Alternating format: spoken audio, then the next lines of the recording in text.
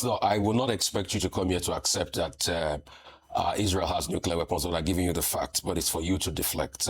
Also, you were talking about Israel being a saint in all of this. I mean, we can go back historically, and I can tell you about the King David Hotel bombings, Argon and Shargon, and all the other atrocities. Even Gaza here, that Israel first denied the number of people killed in Gaza. Finally, they accepted the number. At first, they first said the numbers from the Gaza Health Ministry was wrong. Finally, they came around. Even what they're doing in the West Bank and all of that. And a lot of crimes, you know. The Israeli army is being investigated for a lot of crimes. And we all know that. So if you think Israel is a saint, I mean, it's you're the ambassador.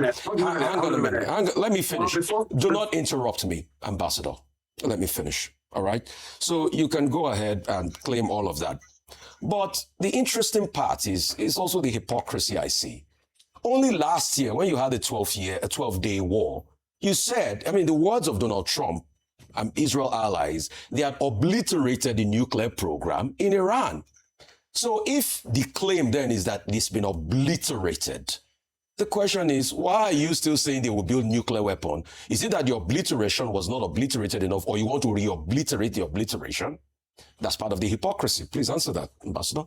Well, before I go on to the second part, I mean, really, some of the statements you made in the beginning were outrageous and were absolutely based on no fact. To make some of these claims, for example, Israel still disputes the number of people that the Gaza Health Ministry, or in other words, Hamas, claim about Gaza. We absolutely do not accept those figures. I know there were reports in the paper that we did. That's just not true. And I can state that categorically now. And again, in that very complex war that the context of is, of course, that Hamas, sponsored by Iran, came across the border with thousands of terrorists, murdered, raped, tortured, and kidnapped thousands of Israelis. They murdered thousands of Israelis and kidnapped over 250 men, women, children, and babies, innocent civilians. That was the response, that Israel responded to that like any other country to defend ourselves. And in the course of a war is horrible, war is terrible. There were numbers of people killed within Gaza. I'm quite sure that there were civilians that were killed as well, and the death of any civilian